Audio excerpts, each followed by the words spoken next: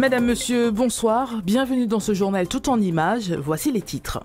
La Martinique, troisième territoire de France, a recensé le plus d'homicides et de vols à main armée en 2024. C'est ce qui ressort d'un récent rapport du ministère de la Sécurité intérieure. Notre île se hisse tristement en haut du classement national aux côtés de la Guadeloupe et de la Guyane.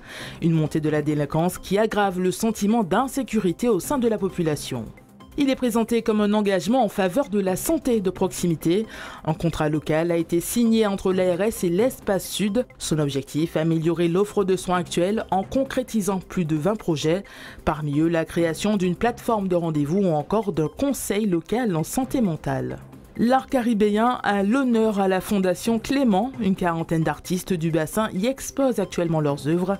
Avec des prix pour toutes les bourses, le marché d'art se veut accessible.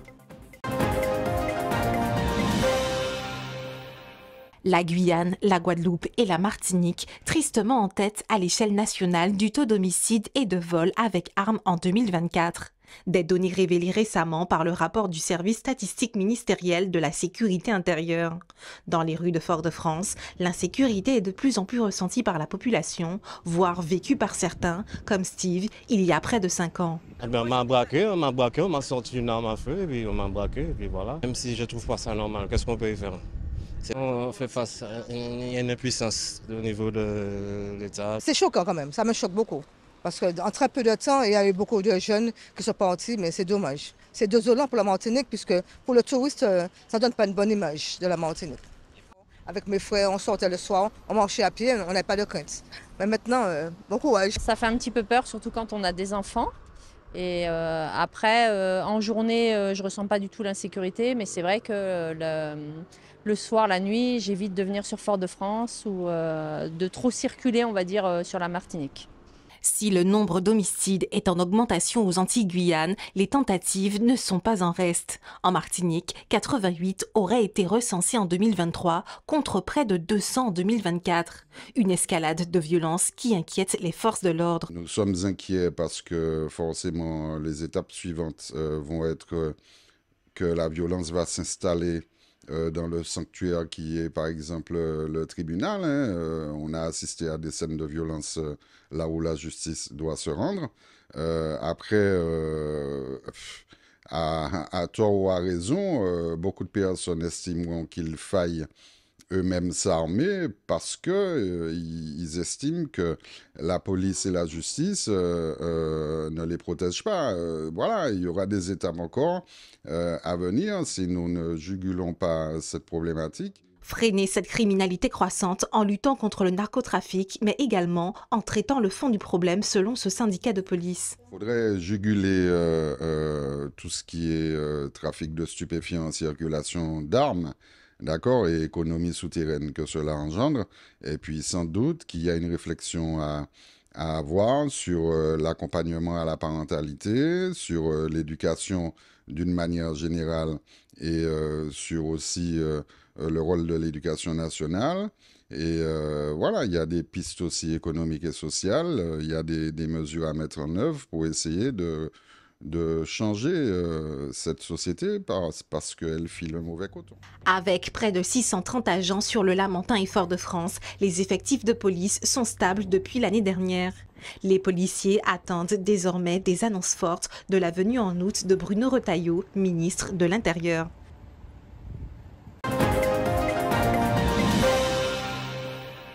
C'est un engagement officiel en faveur de la santé de proximité. À Rivière-Salée, l'ARS et l'Espace Sud ont signé ce jeudi un contrat local de santé intercommunal. Une démarche concertée construite avec les professionnels de santé, les élus et les citoyens. Pour Johnny Pateri, directeur de la cohésion sociale, l'enjeu est de renforcer tous les déterminants de santé. Le contrat local de santé, c'est à la fois la remontée du terrain, mais c'est aussi des orientations stratégiques qui correspondent au plan régional de santé numéro 3. Donc c'est à la fois la conjonction des priorités qui sont définies dans le plan régional de santé 3, qui a été élaboré avec l'ARS, et les priorités mises en œuvre à mettre en place sur l'Espace Sud.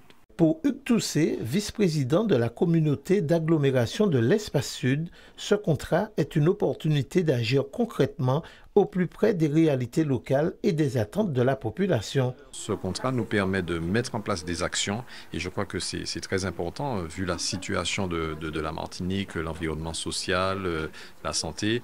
Il était important avec les différents partenaires, l'État, l'ARS, vraiment de quasiment mettre un plan Marshall, faire un plan Marshall pour pouvoir lutter contre ces inégalités territoriales.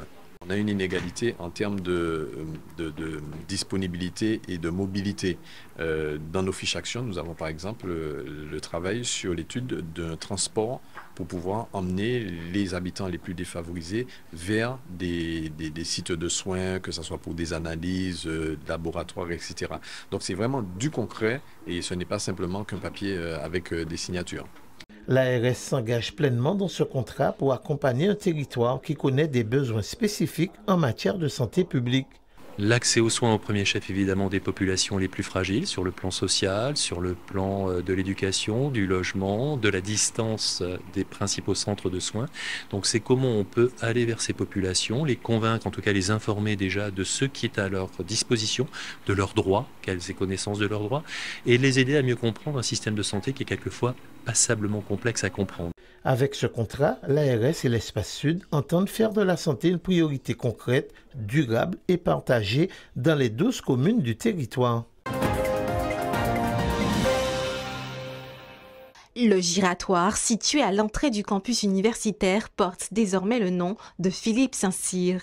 Docteur en droit, ancien doyen et président de l'Université Antilles-Guyane et du CNAM, Philippe Saint-Cyr a marqué l'histoire intellectuelle et institutionnelle de la Martinique. L'idée que ça soit un rond-point qui oriente, je trouve l'idée très belle parce que papa a toujours œuvré pour aider les étudiants à trouver leur voie, même moi d'ailleurs. Il m'a aidé à trouver ma voie et donc c'est très symbolique mais c'est très important pour nous que cette place, ce rond-point ait été mis en place. Philippe Saint-Cyr est le premier président de l'Université des Antilles et de la Guyane, c'était il y a une quarantaine d'années, donc c'est un membre fondateur de cette université, un bâtisseur et ça a été l'un des plus grands présidents de notre université qui est désormais Université des Antilles.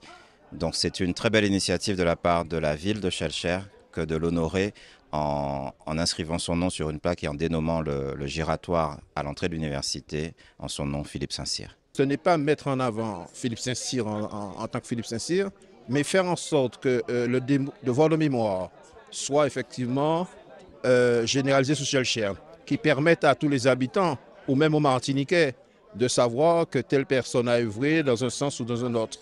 Et Philippe Saint-Cyr, il le méritait, car comme je l'ai dit tout à l'heure, il a été un grand professeur de droit, il a été président d'université aussi, avocat, mais il a été surtout aussi sur Schœlcher, membre de Schœlcher Initiative, un mouvement politique qu'il avait créé.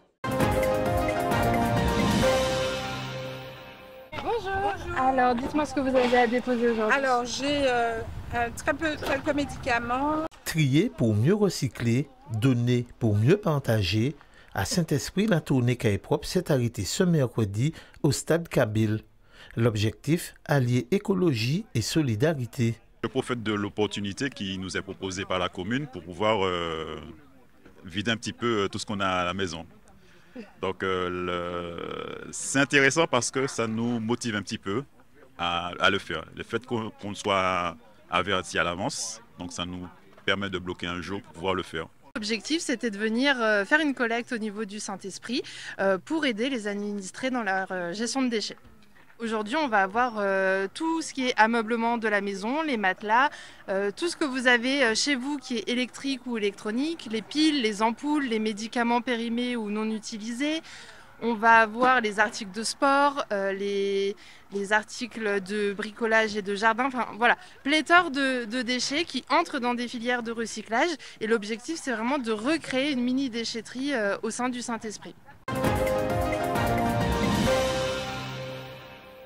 Jusqu'au 14 septembre, les œuvres de Fred Ali exposées à la Fondation Clément. Artiste, peintre, musicienne, elle raconte au travers de ses tableaux ses voyages, ses émotions et ses réflexions dans un univers coloré et rythmé. J'ai appelé cette exposition Ginga, qui est en fait un mot brésilien qui vient de la capoeira et qui dit le swing, le mouvement, le balancement. Et ce balancement, je vis, puisque je fais de la musique aussi, je le vis comme une résonance, un lien, c'est lié au rythme, et c'est cette espèce de lien pour moi qui nous rassemble et qui nous relie, dans la Caraïbe notamment, où les artistes, c'est vrai que c'est un endroit où beaucoup de musique sont nées, où beaucoup d'artistes font des œuvres merveilleuses qui résonnent avec cette sensualité de la vie, c'est-à-dire que quelque part, on a cette chose de transformer les joies et les peines en une résonance sensuelle, positive de la vie, et d'aller arracher à tout ça la beauté, en fait, la beauté profonde. Le marché d'art de la Pinacothèque de la Fondation Clément, un écrin à disposition des artistes caribéens pour exposer leurs plus belles œuvres et les proposer à la vente au grand public. Parmi les artistes présents, beaucoup ont choisi d'inscrire leurs œuvres dans des thématiques d'actualité. Il y a un combat, une lutte féministe qui se déroule dans tous les territoires dans le monde.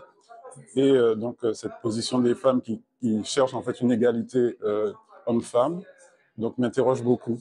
Donc ce que j'ai fait, c'est que j'ai peint cette fois-ci un personnage qui est une Antillaise, qui porte autour du cou un élément qui est le piment local, qui pour moi correspond bien à cette dimension un peu vive qu'elles peuvent avoir aujourd'hui, cette façon dynamique donc de camper leur position.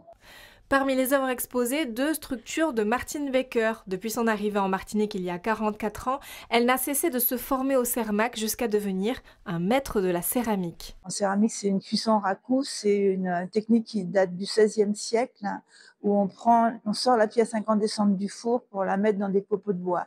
Donc on a des effets du feu qui sont totalement... c'est un travail du feu qu'on ne gère pas, en fin de compte. Chaque pièce est vraiment unique. On ne peut jamais refaire les mêmes pièces.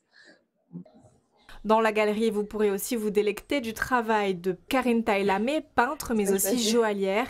Celle qui a fait ses armes aux Beaux-Arts, une nouvelle fois transporte par son travail de la couleur et sa recherche de la lumière.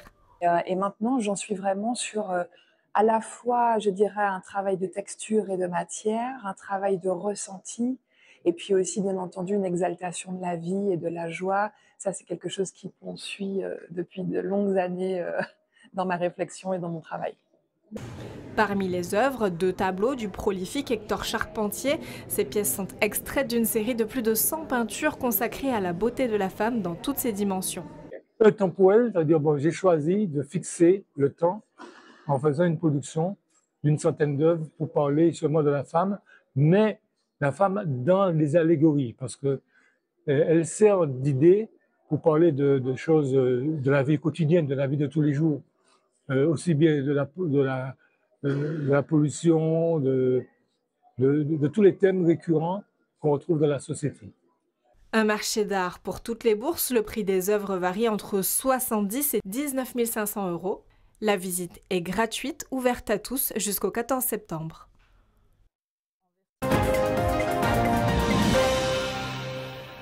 Si vous souhaitez donner votre sang, 2 possibilités. La première, de 11h à 17h au Centre culturel islamique sur la route de Balata. La Maison du Don, elle, vous accueillera entre 11h et 17h30.